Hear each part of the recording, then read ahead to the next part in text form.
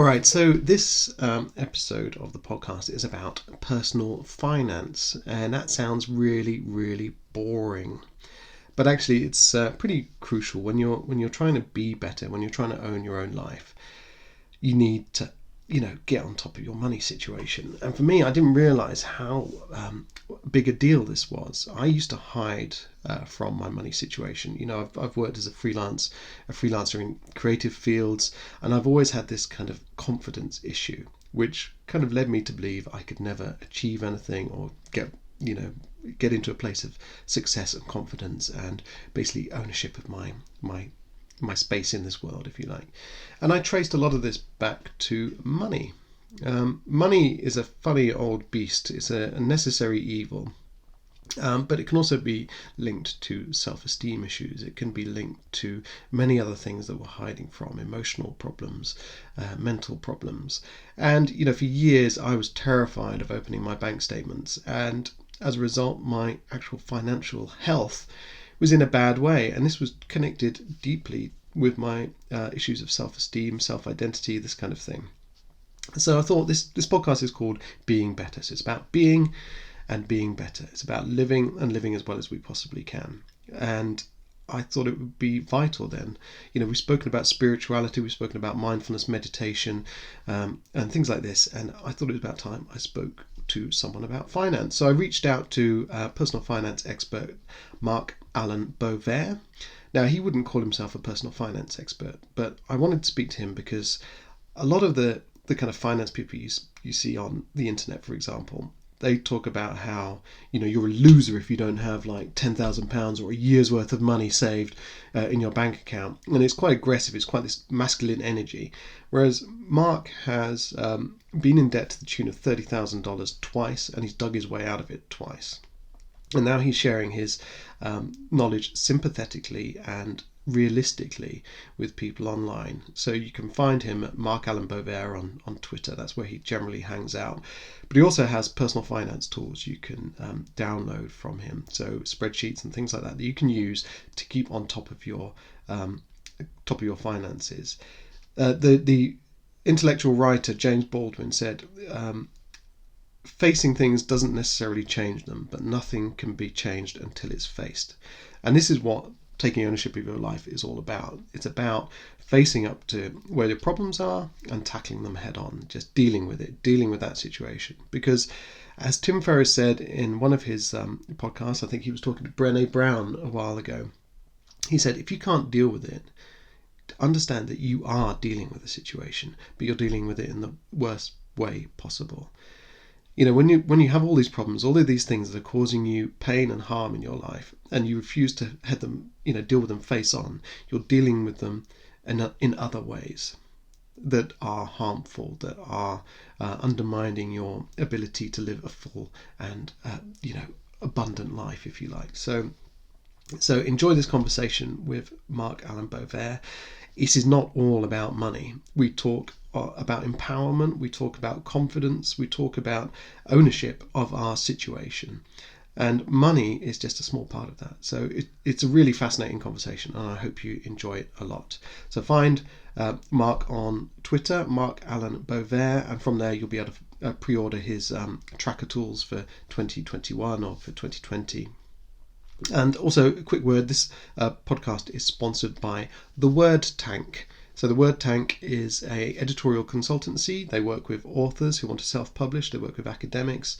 It's a full service consultancy. They do photography, they do podcasting, they do anything you want in terms of publishing. They can help you there. So they work with small businesses, they work with academics, they work with authors, and they can help you turn your ideas into wonderful words that communicate to the world and reach your target audience. So really nice people there, and they have kindly sponsored this podcast. So enjoy this conversation with me, Mark Allan Bovair, about personal finance.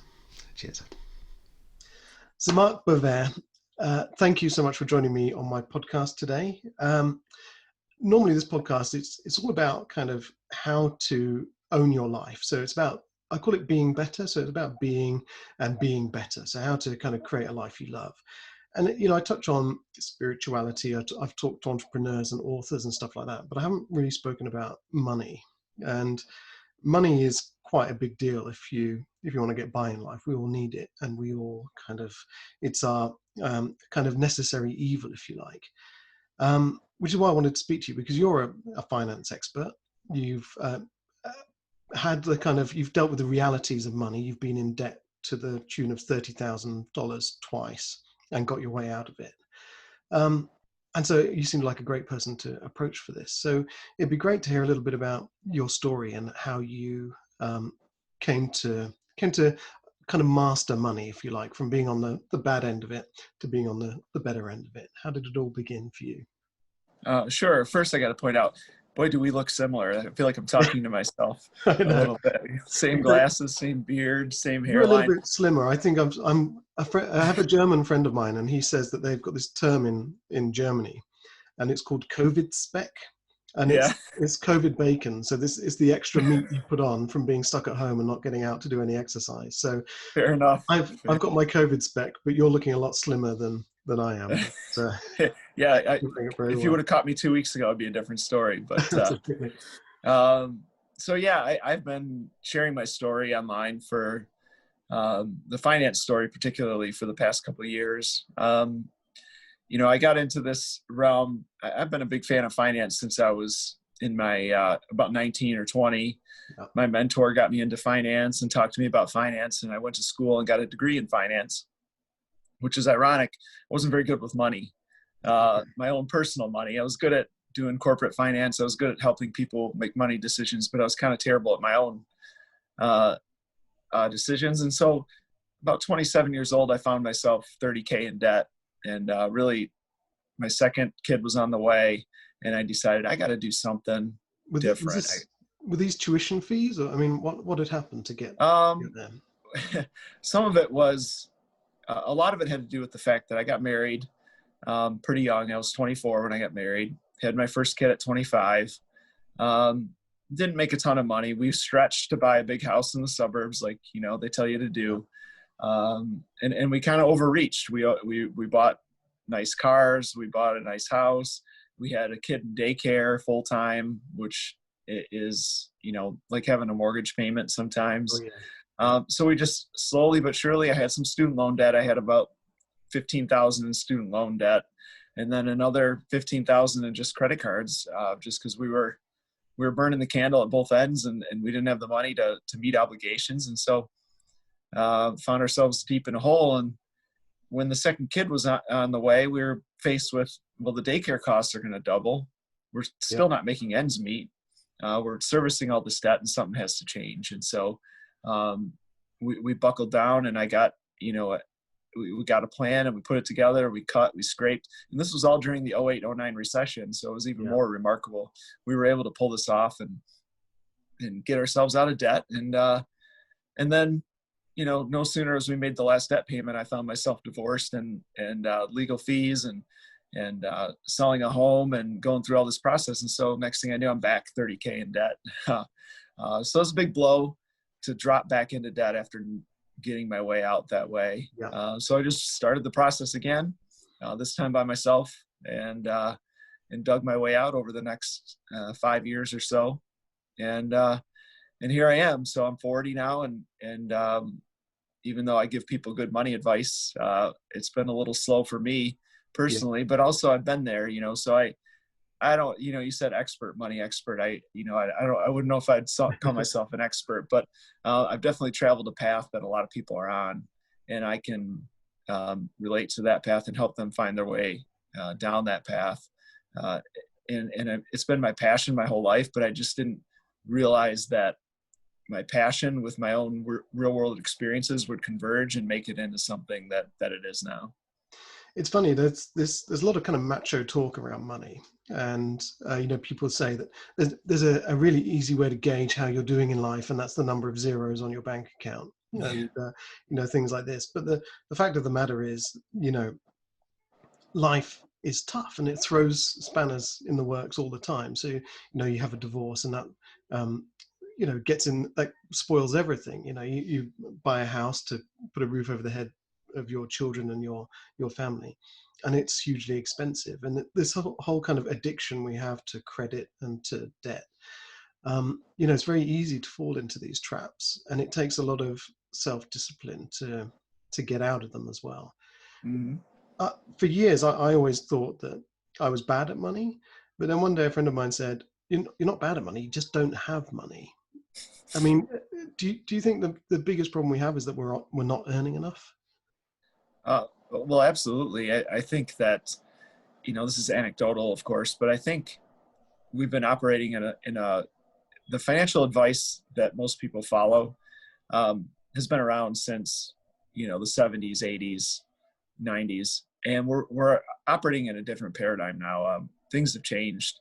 The typical advice that came out years ago was, buy a big house, it'll always go up in value. Just work for one company for 30 years and live on a pension and have all these things. And I know you're in the UK, so it's a little different, but here in the US, we don't have federal or like a government retirement beyond this little Social Security program that doesn't really, gives you a few bucks. But so the old advice was based on a few assumptions that have changed. Like you could make a good living and save for retirement and be pretty set on one middle-class income, one wage earner, one person stayed at home with the kids, and you could make it work. Now families are struggling with two incomes and kids going to daycare, and they're trying to piece it all together. And yeah, it's definitely an issue of our buying power has gone down as a whole, especially in the middle class. And so, we're not earning enough, and it is tough.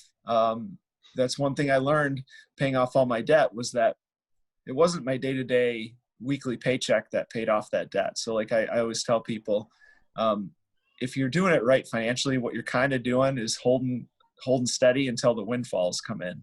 Yeah, and so, it's not, you're going to chip away a little bit, but if you're throwing $500 a month at a debt, it's the long road. But if you're holding steady, not adding to it, and slowly chipping away, then you get a tax refund for a couple thousand, you throw it on there. You get a bonus, or, you go online, you sell a book and it makes a couple thousand, or, something like that. You can use those things to really start to make a dent, but you got to be in the position to use it. So day to day, I think it is a problem for most people, is not earning enough. Their daily obligations are covered by their paycheck and not much more than that. And like I've said before, emergency funds are a popular topic in financial circles. And so they say, oh, you should have 6 months of an emergency fund. Well, 6 months is half your salary, right? Yeah. Roughly speaking. And how long would it take you to save half of everything you make? For most people, that's like a, oh my gosh, that'll take me 10 years, maybe to get there. And so, so you got to be poised and positioned to use windfalls, and you got to be ready to, or figure out ways to generate new income. I think is almost like essential now. You hear a lot about it, and I kind of hate it, because I hate that it's necessary, but sometimes you got to do what you got to do. And I think having an extra stream of income from somewhere, somehow, really is the deciding factor on getting ahead. Yeah. Do you think we need to toughen up? I mean, for years, I've kind of lived in fear generally. I've always been afraid of my bank manager. I never really knew how much debt I had, because I never opened the letters that came from the bank. Yeah. I was always scared of my boss. I never asked for promotions or pay rises. And do you think this kind of general lack of confidence that people like me have is keeping us in financial difficulty, do you think? Well, for sure. I think that, one good point you make there is that one thing I learned is that everything is negotiable. Right. So we think we're subservient to the lenders, and that, we're just, we're paying. And if we don't pay, we kind of like don't open the bill, right? We kind of like shrink away from it. One thing I learned going through my divorce, I had to sell a home during the big market crash of 08, 09 in that time frame. So I was underwater on the home. I owed way more on it than it was worth. And so I couldn't pay it, and I didn't have the money to pay the difference, but I had to sell. And so I learned, I called the bank and said, hey, here's the situation. It's not good. but Yeah. how about we work something out?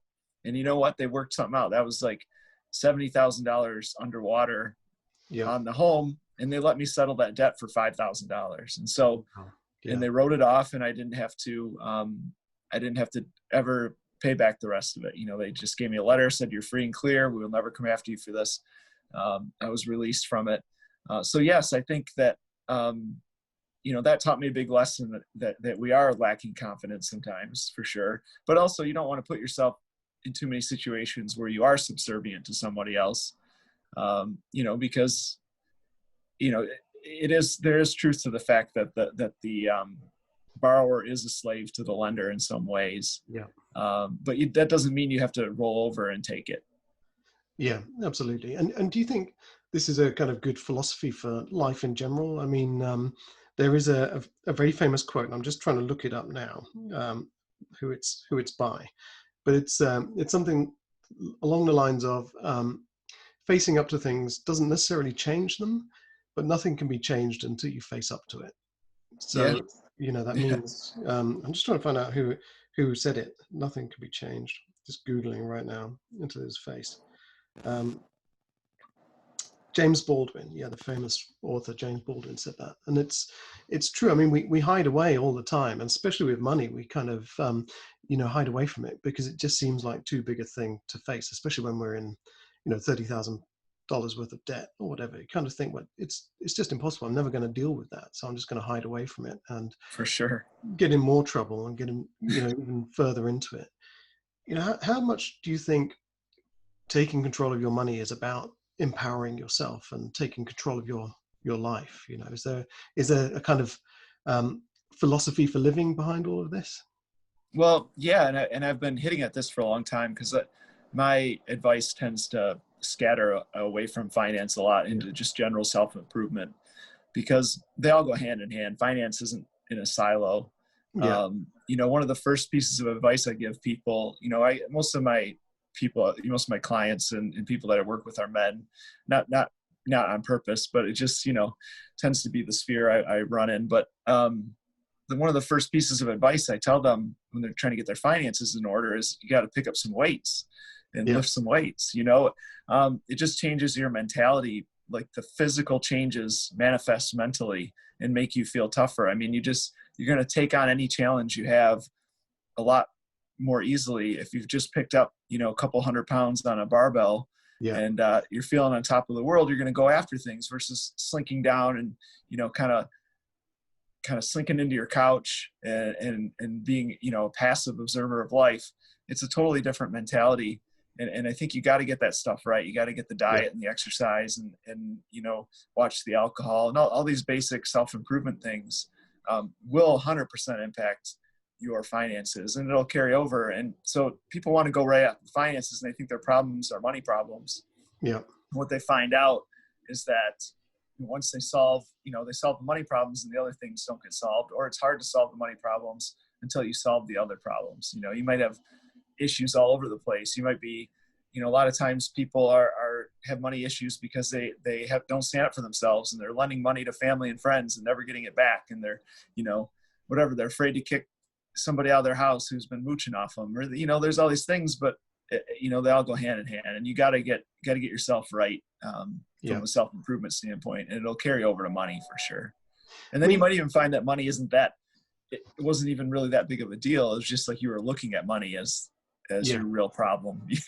absolutely. I mean, I think in terms of my my journey that I've been on, you know, the money situation has improved along with the health situation, the you know, psychological situation. Yeah. All of these things do work together, and I feel much more confident now that I am better off, and now Yeah. that I'm a little bit fitter and a little bit you know, just it's like the whole mind body spirit thing. You know, these things all work together. You know, you've got to eat well, you've got to look after yourself, kind of emotionally, spiritually, mentally. Yeah. It all goes hand in hand. Talking of which, I mean, your journey as well. We spoke about this before we started recording. But you've paid off this debt, $60,000, 30,000 twice. You lost 30 pounds of fat. You've gained 15 pounds of muscle. You built an online business. You built an offline business. I mean, how much of this is just like you've gone from being in a place where life happens to you to somewhere where life is there for you, and it's a kind of mental shift. Oh, 100%. I mean, I can tell you that. So about '07, when I started to pay off all that debt, it wasn't just I was fed up with debt. I was Yeah. sort of fed up with just this way of life, like this consumerism, sort of. I'm on this rat race. Mhm. I'm going to work every day. I'm spending everything I make plus some.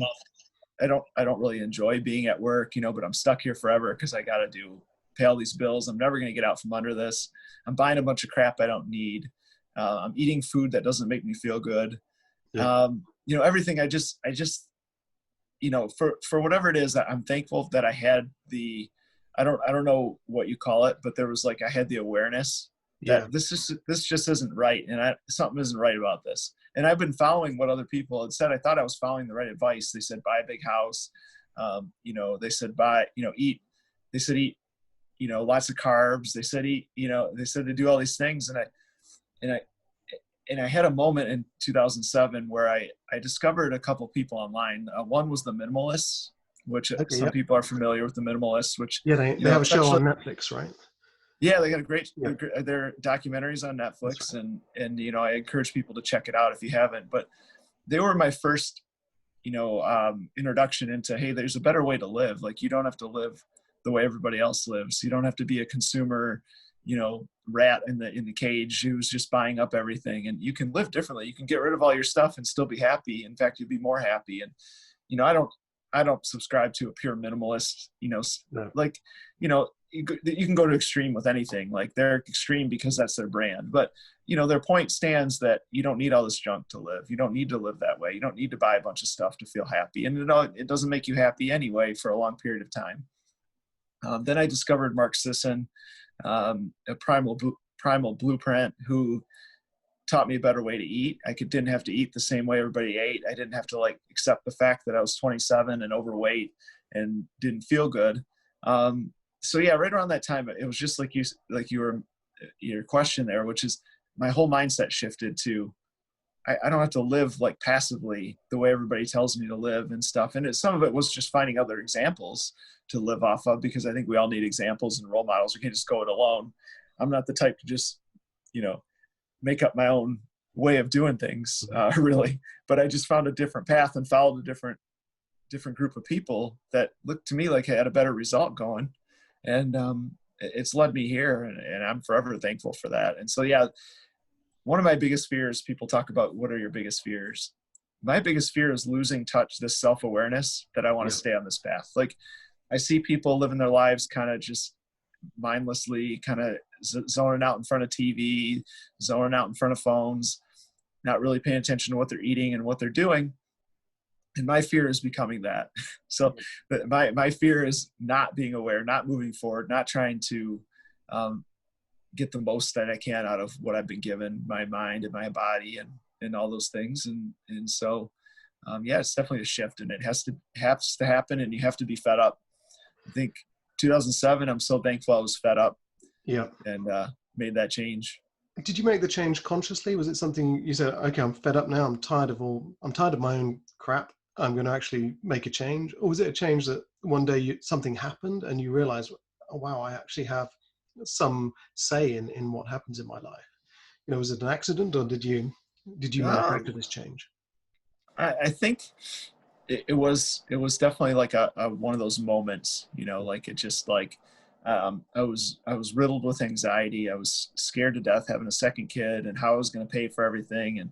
And I was scared to die because I had some health issues where I was, going to doctors constantly. I'm 27, Yeah. and 9 years earlier, I was like a, top star athlete in 3 sports at my high school, a captain of the team. I was like in great shape, king of the world. And 8-9 years later, here I am, like going in and out of hospitals for tests to see what's wrong with me.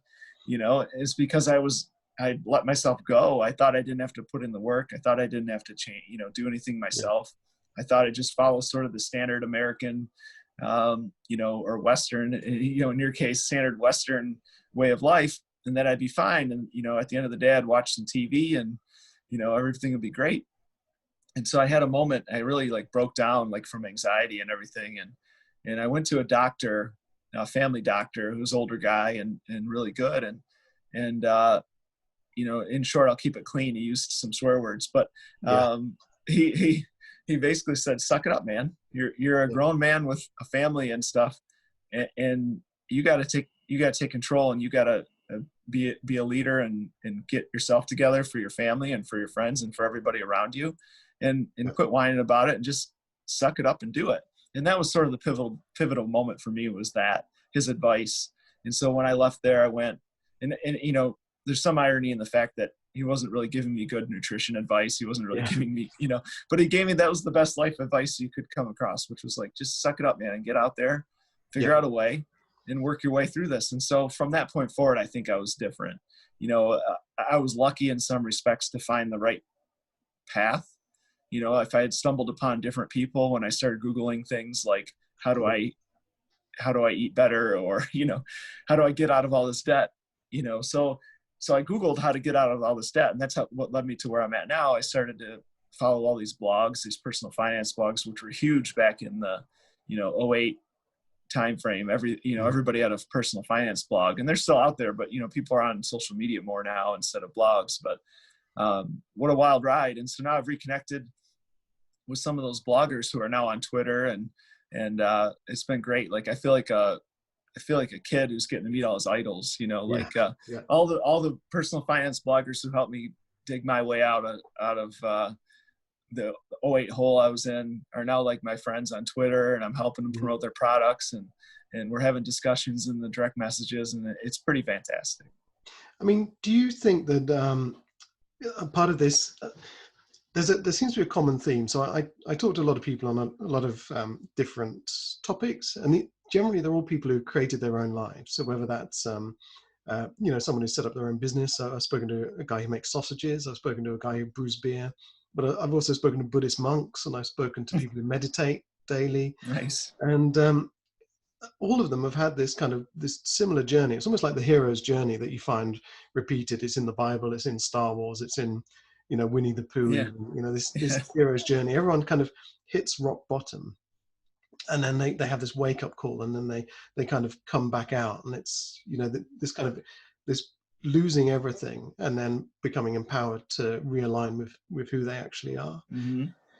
Do you think it's possible to have this kind of hero's journey without having a crisis and without having this kind of this period of awfulness beforehand? Well, 100%. I think that the hero's journey can either be external, like events, or it can be internal. Maybe nobody notices it or sees it, but it's in your own head.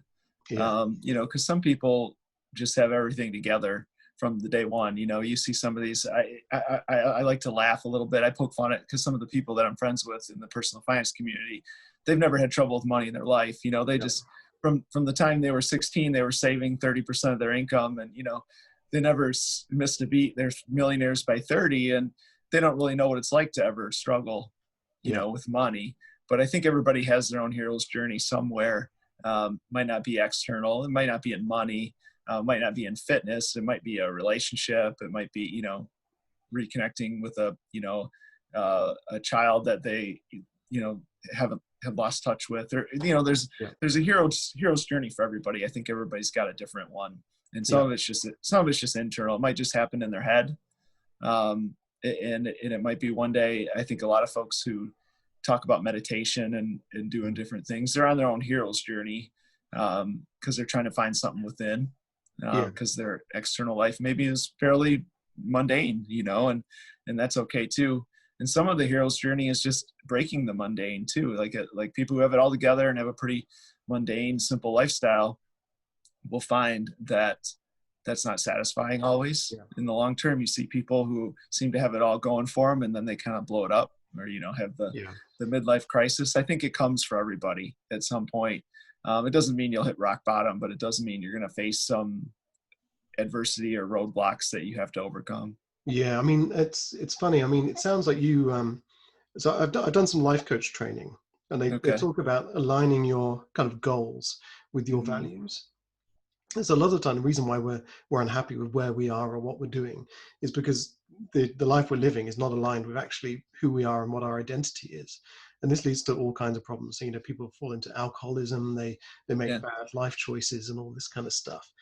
And it's almost like a correction has to take place. So you either carry on this road and then just end up dying sort of bitter and twisted and from all kinds of terrible Yeah. diseases, like modern Yeah. diseases like Yeah. obesity and all this kind of stuff, or you kind of have your midlife crisis, or you have your kind of, you wake up and you realize you hate your high paying job in the city, and you kind of Yeah. make this shift. Yeah. And I feel like it's happened for me. I feel like it happens for most people.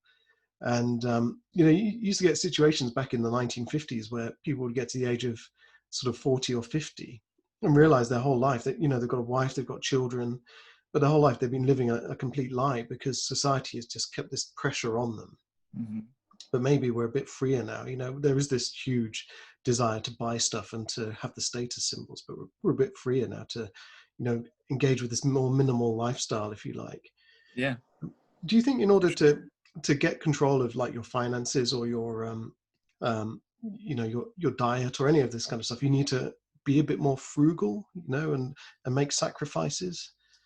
Did you find that with your For myself, by nature, yeah, I'm just like you said, aligning your life with your values. So Yeah. I'm just my values are to live lightly. Yeah. I don't desire to have, even if I had the money, I don't have the desire to have the bigger house or the vacation home or the, Yeah.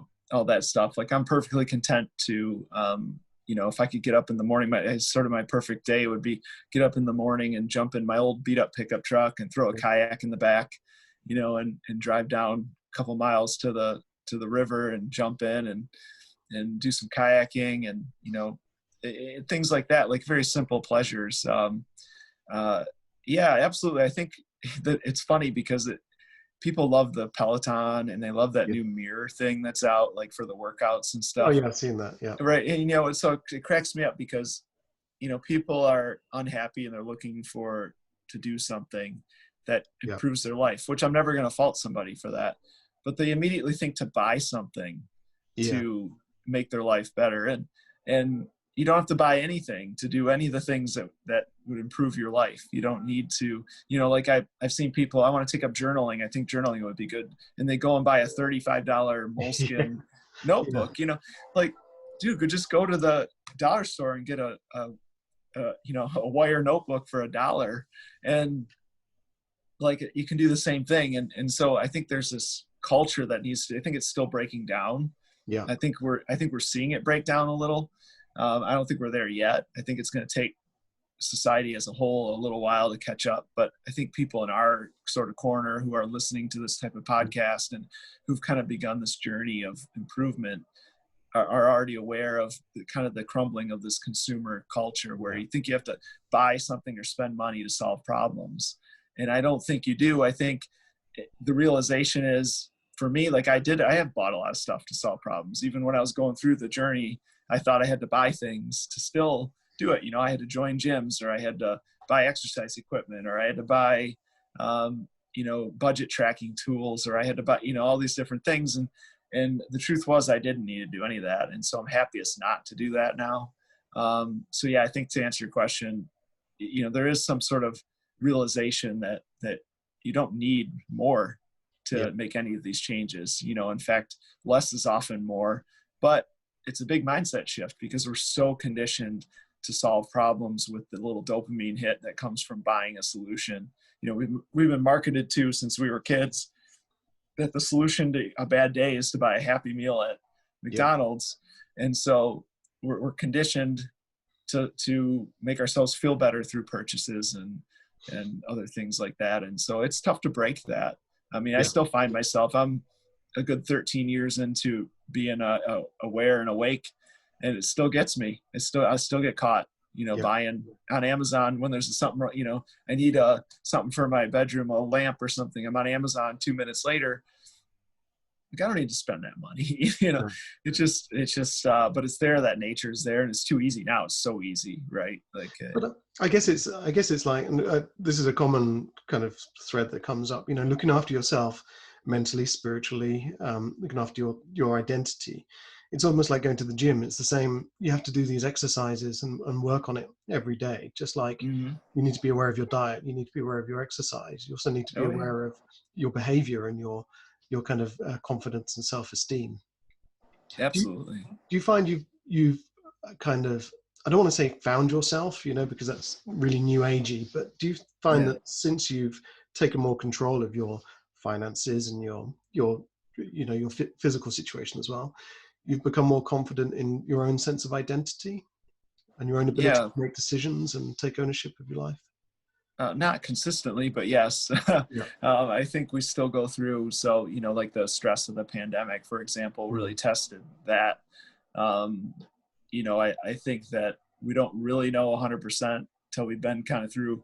Once you've kind of found yourself, Yeah. then you've got to go through a few trials to see if that's really, Yeah. test it out and see where the limits are. And I've learned some things about myself through the pandemic, and the stress, and the last 6 months have been crazy. I mean, I thought I had sort of found myself, and then April, May, when things were really tough and we were really locked down, I found some low points, Yeah. and realized that, but it's different. I think what doesn't change is once you've kind of found yourself, you hit these little low points or these stressors, and you might not get through them perfectly. You're going to make some mistakes, and you're going to revert back, but you're aware and you Yeah. see it and you're learning from it. And so you're a little bit, I think it's overused kind of in the Zen sort of way, but you become a little bit kinder to yourself, Yeah. in the sense, that you're making mistakes, and you're going to correct, and you're going to learn from them. But then you accept that there's probably no better way to learn, Yeah. and improve yourself than to go through those trials, even after you've sort of found your way, so to speak. And in fact, you never really, I think one of the big realizations I've had lately, now that I'm 40, is it never really ends. Like, you're never really there. You're Yeah. never really like, man, I've really got it. I know who I am, and I've got it all figured out, and I can just kind of like chill. Uh, that's like, that's sort of my kryptonite now, is like, if I Yeah. let my guard down and chill and kind of relax into, thinking it's all going to be the same from here on out, is where I get bit. Yeah. That's So when something comes up that takes you by surprise, and yeah, I mean, yeah. it's never going to be, you never really stop, maybe when you're 80, and you're sitting in a rocking chair, you can kind of let your guard down. But until then, I think we're here on this earth to learn and grow. And I Yeah. don't think that ever stops. And I think the challenges that are presented before us are there for the purpose of growth. Yeah. Um, I think and sometimes the challenge is just to avoid stagnation. Yeah, Um, absolutely. I mean, that's a big thing for me. If I get stuck anywhere for too long, and I don't, this is why I do the podcast, it's why I yeah, write my books. I need to have something going on all the time, because yeah, if I'm just, if every day starts to look the same, yeah, then I start to get actually quite fed up and depressed. I need something to keep my kind of creative juices flowing all the time, and conversations like this kind of yeah. help me to do that a lot. So in a way, this whole podcast thing is therapy for me. Oh yeah, for sure. You know. Um, So, do you think I was kind of coming back to this whole idea of minimalism a little bit, and Hmm. you have a that anyone can access. You have a kind of personal finance tracker, which Yep. helps people see where they're spending their money, what their income is, their outgoings, this kind of thing. And it's something I do myself every month. I do a check-in financially, and that's been a great source of confidence for me to see where I am spending money. And there's a kind of parallel here as well between finding out who you are. So we accumulate these bad habits. We buy our coffees from Starbucks. We get into debt where we can actually be saving money by not buying lamps from Amazon. And so we start to kind of shed these bad habits and save money, if you like, along the way. But also when we build up that confidence, like you were saying before, we live our lives according to what other people have told us. We get told how to live by our parents. We get told what decisions to make by our teachers. There are structures and conventions that we kind of follow aimlessly, thinking this is the right way to live. But actually, we're not aligning with our own values. So when we get rid of all of that stuff, that's when we start to find out who we are. And I mean, is it the same financially? Is there a kind of parallel here? Do you need to I mean, is the key to all of this just to stop spending money on stuff you don't need, and to rein it in, and to be disciplined and tough on yourself financially, or is it a bit more gentle than that? I think it's significantly more gentle than that.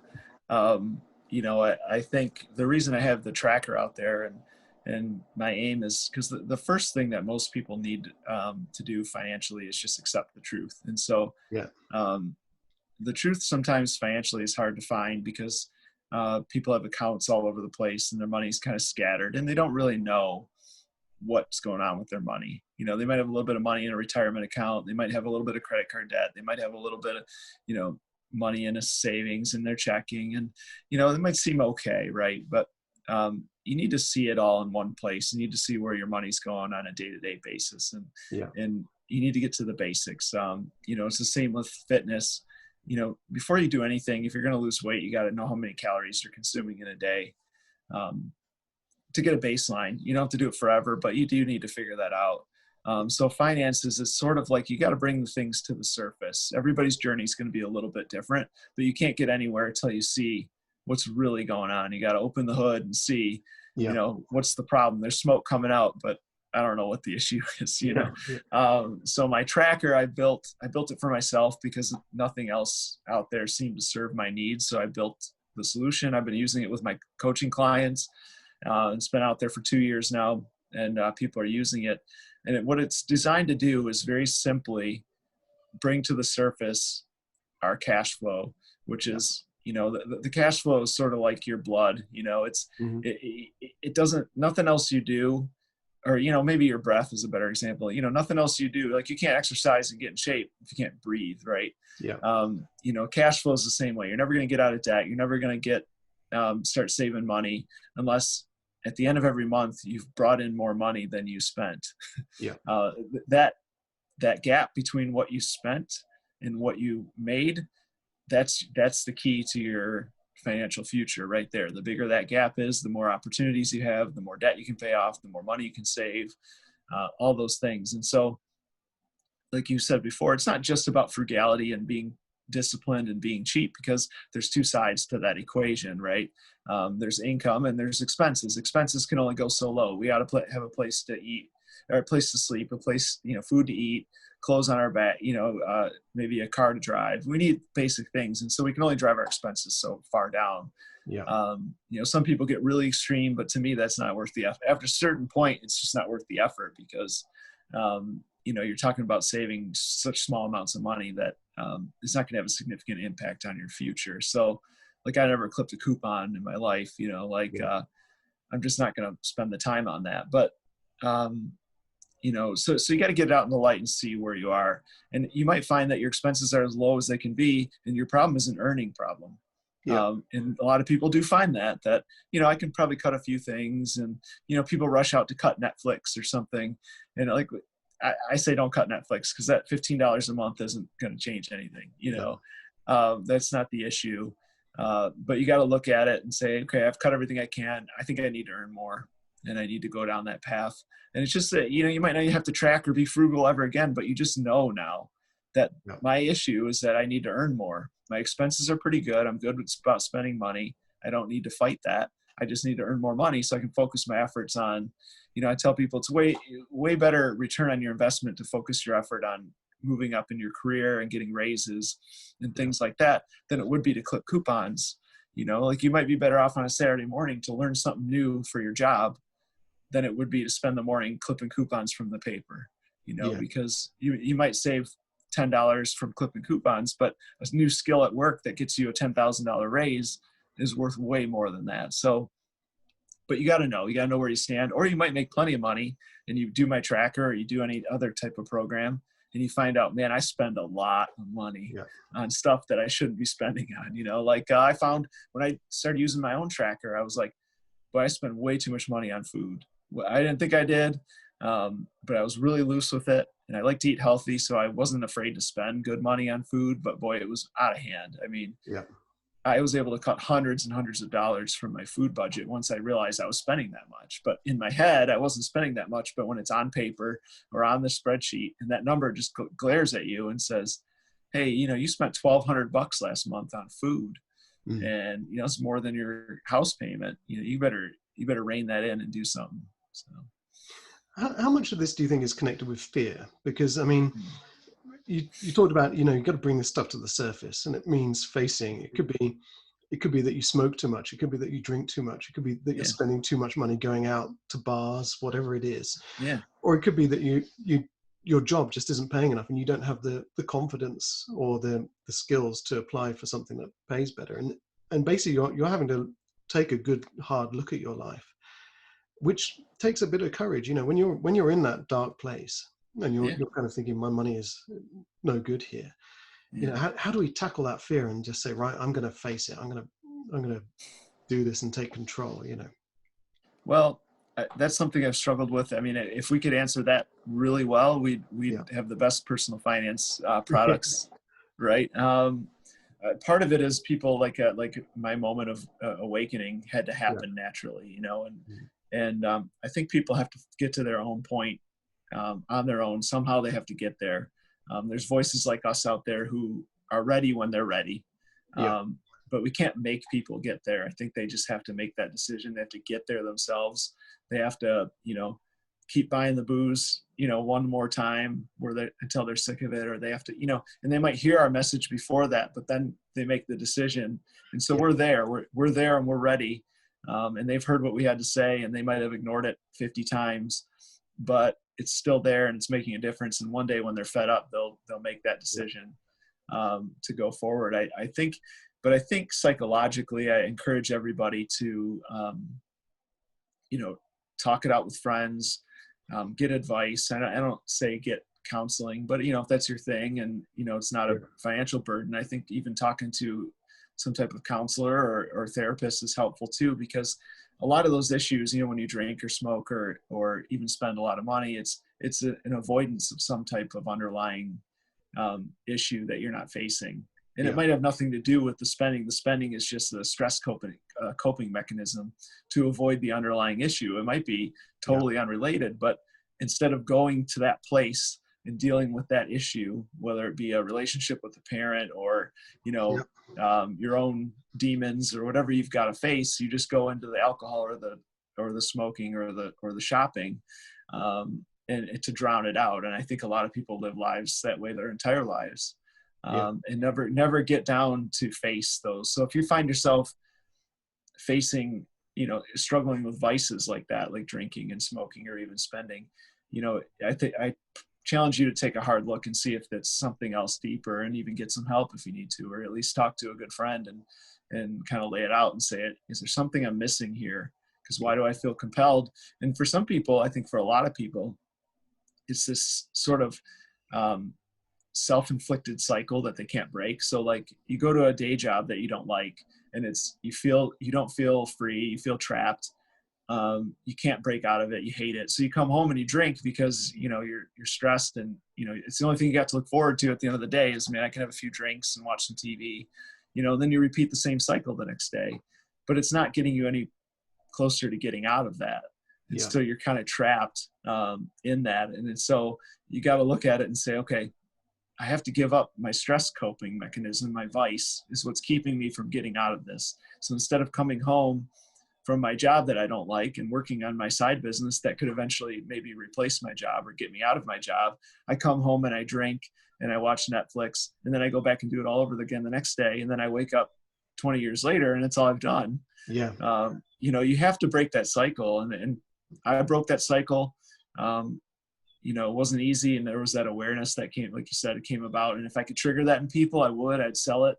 I'd give it away for free, whatever I could do to trigger people to have that awakening. But I can't. Like none of us can. People have to find it and get there. There's so much. I mean, this is echoed in. It's funny.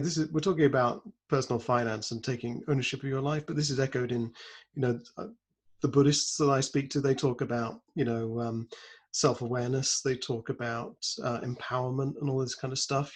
I've heard there's a motivational speaker called David Brooks, and he has a very famous quote that it's that successful people have two beliefs, and the first is that tomorrow can be better than today, and the second is that I have the power to make it. So Mm-hmm. It's this recurring themes. When we want to take ownership of our lives, we need to be self-aware, and we need Yeah. to have the courage to take the action and make the change. Mm-hmm. But sometimes we get so lost in where we are, our state of mind, our kind of bad habits, our cycle of self-sabotage, that we just can't seem to get out of it. And also, like the Buddhists will say, I can open the door for you, but you've got to walk through it. People Yeah. have to come to this realization themselves.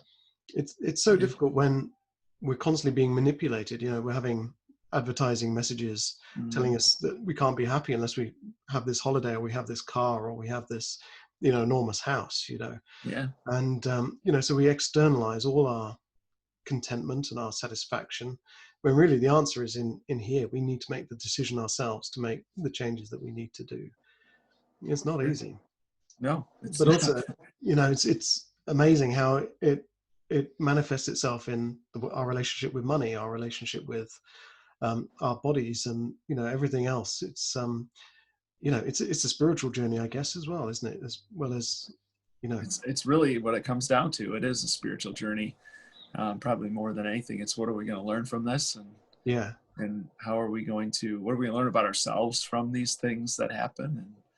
And I think one of the things that people struggle with, that weighs people down, I was thinking like two or three different things all the time. One is ambiguity. So a yeah, lot of times people do decide, well, hey, kind of want to get better. Like my life kind of stinks, and I got to mm, make a change. But there's like a million options, right? Like there's 1,000 diets you could try. There's 1,000 budgets you could try. And people don't know what to do. And so they become overwhelmed and kind of just revert back to to give the up. mean. Just Yeah, go back to what I was doing. Cause I don't know what to pick. Right. The other one is regret, or just looking backward. I think making a change is also, you're accepting the fact that you weren't doing things right mm, for a long time, and that's not easy for people to overcome. I think that's harder than people give credit for. If you're going to change the way you've been doing something, it's a bit of an admission that I wasn't doing it right, and the yeah, ego doesn't want you to do that. It wants you to stay the course, and then you'll say, gosh, if I would have made this change 10 years sooner, geez, and then that can push people back down the hole, because the regret of, man, if I would have just started saving money at 30 instead of 40, yeah, I'd be free right now. And then you kind of like, it sinks you down. So these negative emotions crop up it's like a booby trap every turn, yeah, trying to sink you back down. And you got to be mindful of that. You got to let things go. Have a short memory. I tell my kids all the time, you got to have a short memory. You got to let these things go. You make mistakes.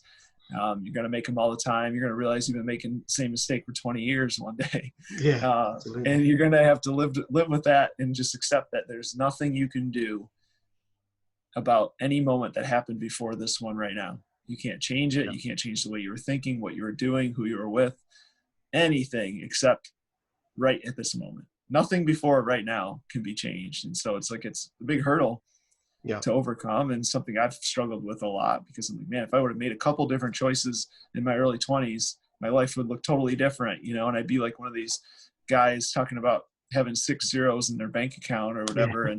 And, to tell everybody who's not saving that much money that they're just losers or something, but I'm thankful for my journey, because it is who I am, and I wouldn't change one bit about it. Looking back on it from that perspective, those mistakes were part of who I am and made me who I am today, and I wouldn't change that for anything. Well, it's funny. I was reading about Warren Buffett the other day, Yeah. and someone was talking about him, and I would love to have Warren Buffett's money, and I would love to know the secrets. And they said, Yeah. well, the secret is he started when he was 9 years old investing, Yeah. and he's been investing since he was 9. Mm-hmm. And I can't go back to when I was 9 and start investing, so I have to start now. And face that shame that I Right. didn't Right. start investing when I was 9, and Yeah.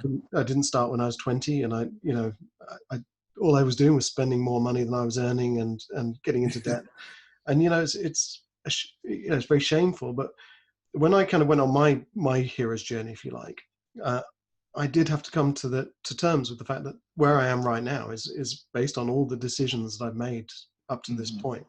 Bad decisions, good decisions, but ultimately my decisions. But also that's really empowering, because you know that if it was my decisions that got me here, it's my decisions that can get me out of here as well. So I have the power Yeah. now to shape my future, make the right decisions, and not buy that latte and not cancel Netflix, but start, apply for the better job or the pay rise, or Yeah. that kind of thing. And accept the fact that you're still going to make mistakes. Absolutely, yeah. Right. Like, you're still making mistakes today. That's the thing. Like, I'm still making mistakes every day, even though I'm aware and I know Yeah. what I should be doing. And, But I guess that's life, isn't it? It's moving from one mistake, one obstacle to the next.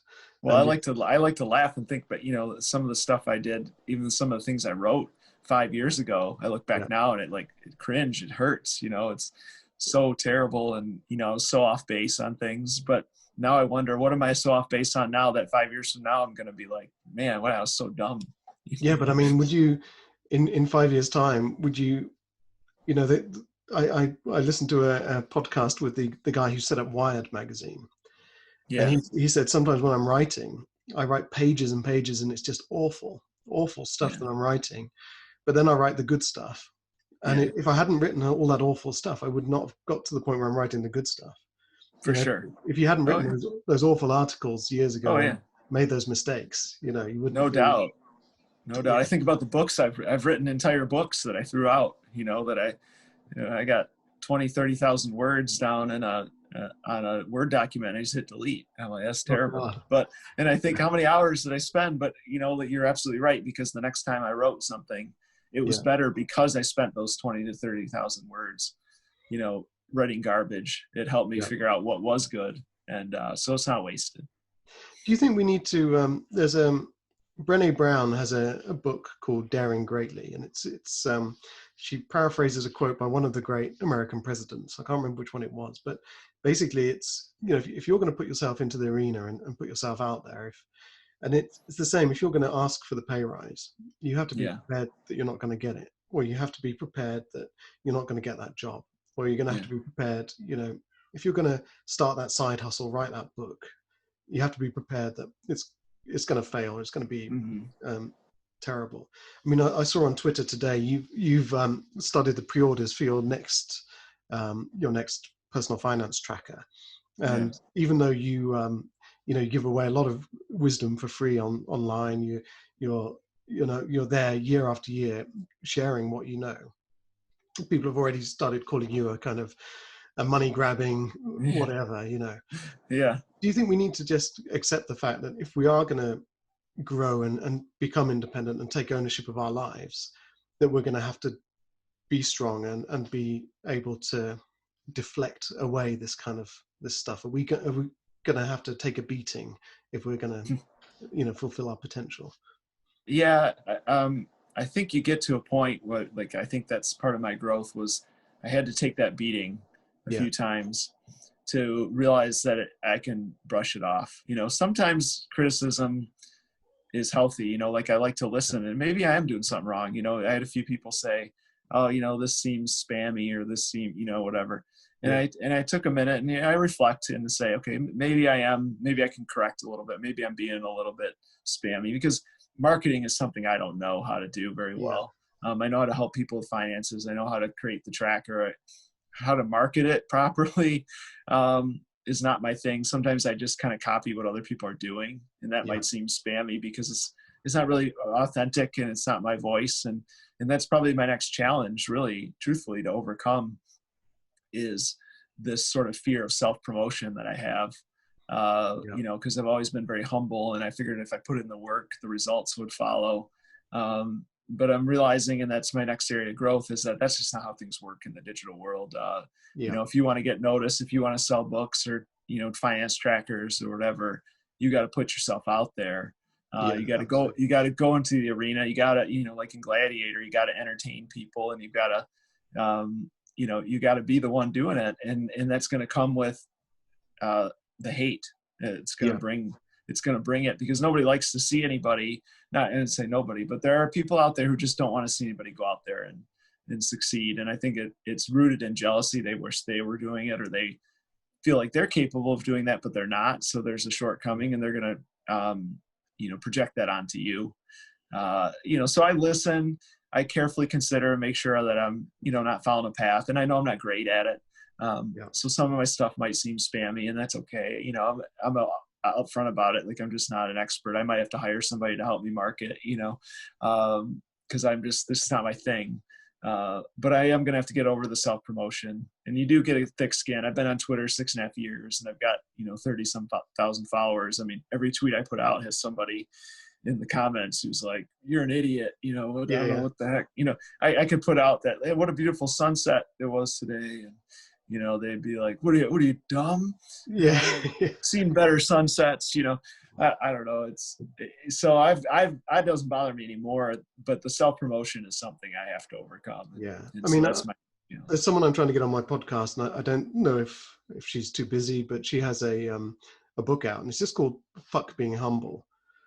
Because, we're never going to get anywhere if we hide our light under that's the old saying, isn't it? Hide our light under a bushel. If we don't kind of, really kind of try and put ourselves out there. You don't have to be kind of, bragging and this kind of extroverted character, but we just need to be open about what we're capable of and what we're bringing to the table, And that's great. I have to check that out, because a lot of my identity up to this point has been, a lot of people will praise me for, "You're so humble, and you're so, you're so reasonable," and that kind of thing. And so it's scary, because that's probably why I need to do it, is because it's scary to sort of like shed that and say, okay, now I'm not going to I'm going to be out there self-promoting and kind of being a little bit bombastic on my own behalf, and I'm not going to have people saying, "Hey, you're so humble," and and it's like shed part of my identity. It's like a growth. It's like shedding old skin. Maybe. I mean, who was it? It was Dieter Von Teese. She said that you can be the juiciest, tastiest peach in the world, but there'll always be someone who doesn't like peaches. That's it. Yeah, I like that. That's pretty good. For sure. I'm excited about it. I'm excited about that next step, but it is certainly going to come out. I mean, I just promoted my first affiliate product this week, and got all kinds of hate for it, so we'll see when I launch my tracker in November 1st. I guess this is also like, you faced up to your weight and your health, you faced up to your finances. Now you've got to face up to marketing your products, marketing your business. And this is something anyone will have to do if they want to increase their earnings. They're going to have to face up to the negativity one way or another. Well, and as part of it's not even facing up to that. It's facing up to the fact that I like to be liked. Yeah. Right. By a lot of, I like that people like me. A lot of people like me, and I don't like when people don't like me. And that's my hang up, and so this throws that into the spotlight, is, in order to gain something, which, my goal is to gain, to help a lot of people with this finance tracker and have a profit for myself that I can, use to better my personal life. I'm going to have to go through that gauntlet of, not everybody's going to like me anymore, and I'm going to make people mad and angry, and too bad, if it's not for them, they can unfollow me. They don't have to buy my product. And that's the end of the story. There's really no reason for it to go beyond that, or to have personal feelings about it. It's funny. I'm full of quotes. I always seem to come up with like quotes that other people have said. But Ryan Holiday quoted someone else when he said that people want you to be boring so that they don't have to be interesting.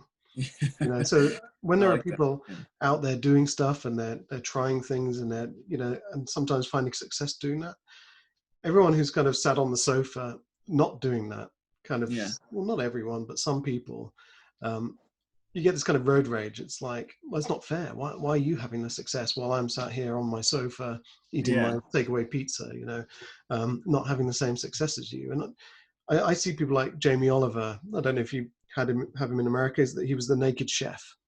Oh, okay. And, which was big in America when I lived out in America for a while, and I had the Naked Chef on.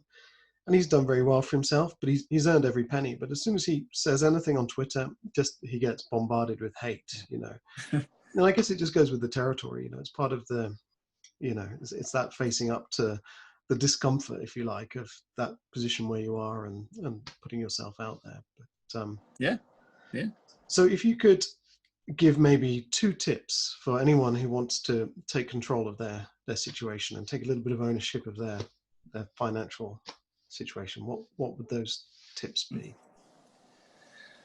Oh boy. Well, number one, I mean, this is just what I do, and this Yeah, is what I say, but you gotta face the truth, and you gotta yeah, track it all. There's no other way around it. I've never seen anybody who's in a bad financial situation get out of it without writing everything down. I mean, a pen and paper, you don't have to buy my tracker. You don't have to do anything. You don't have to buy a book.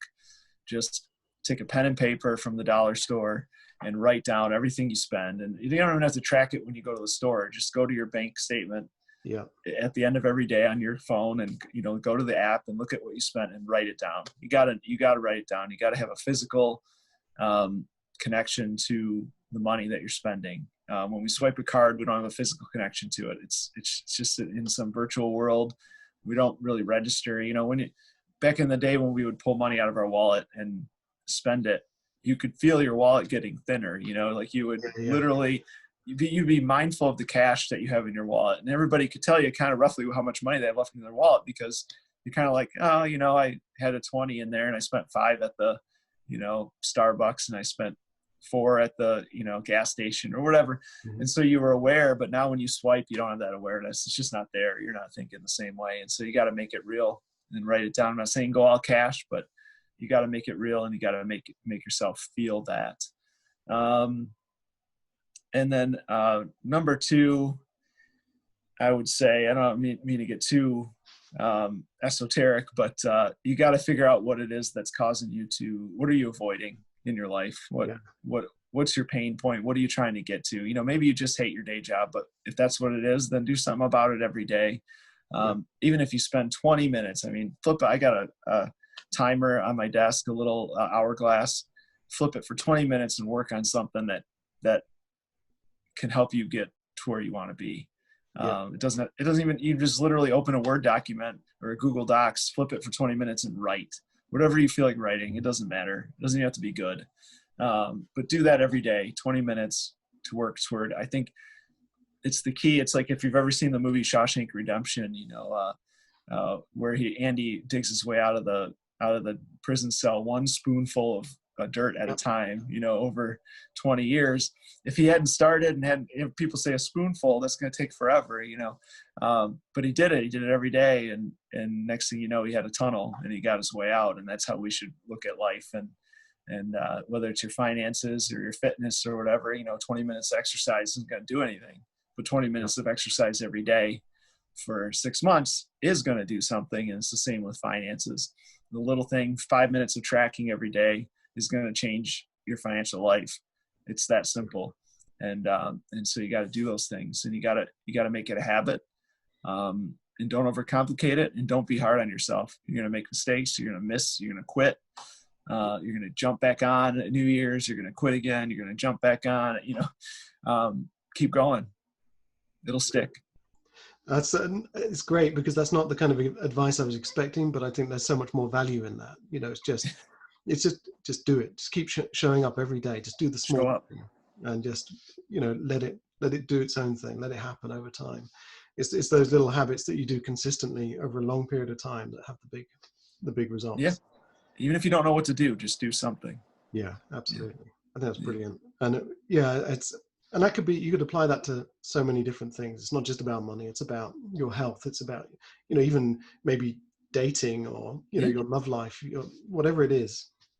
Building a house, you just lay a brick at a time, and it eventually comes together. That's right. Talk to one girl a day, or do whatever you got to do, but exactly, it'll get you there.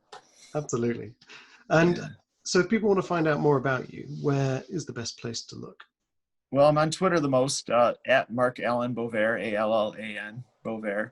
I have a website, frugability.com, where I do my financial stuff, and I've got links to my store where the tracker is going to be, and all that. So that's where you can find me right now, those 2 places. And I'll be coming out with the tracker on November 1st, and look for more podcasts and blog posts and all the like. Excellent. And so you can pre-order the tracker now. It should be up in a day or two, so A day keep or an two. eye out. Yep. Okay, Yep. I don't have brilliant. the pre-order form out yet, but I did announce it today that it's coming. So you Fantastic. can go to gumroad.com/frugability. Right on the page there, you can sign up to follow the page, and you'll get an email when it's launched. So Yeah, and because I can definitely recommend it, because before I even saw that you had one, I made my own, just an Excel spreadsheet, and it's yeah, very basic. It's not nearly as advanced as yours, but and I just do it once a month. At the end of the month when I get paid, I look at everything I spent that month, and literally I can do it in half an hour. I can just look at yeah, kind of what I spent, and I have my fixed outgoings, I have my groceries, which roughly work out about the same. I can see yeah, the little areas where I've got some bad habits going on, or that yeah, kind of thing. And yeah. it's so good for my confidence just to know what's going on with my money, and Hmm. knowing what I can save, and all these kind of things. Really empowering. So that's brilliant. Well, thank you so much for your time. I really appreciate it. And Sure. yeah, I think I just learned so much from this, not just about money, but life in general as well. So really appreciate it. I appreciate it. Yeah. Cool. Thanks very Thanks much. for having me on. No worries. All right, so I really enjoyed that conversation with Mark. He is really down to earth and genuine guy, and understands that personal finance isn't all about being aggressive and masculine, and it's actually just about facing up to life, and I got a lot out of that. So I hope you did too, and keep an eye on this podcast. Subscribe where you can, rate it, give us 5 stars, because just because. Put a lot of heart into these conversations, and I'm not Joe Rogan. I don't have 100 million from Spotify to play with, but I do this, and I try and fit it in around all my other things that I do, for you, to share with you, to share my love with you, and I hope you get some value out of it. All right, if you want to find out more about some of the other podcasts, you can find us on Apple, Spotify, wherever, or you can go to my website, chrisbrock.uk, and click the link to podcasts. You also find some of my writing there, and if you sign up to my newsletter there, you can download my latest book, Shine Manifesto, absolutely free. All right, thanks a lot, and see you on the next one.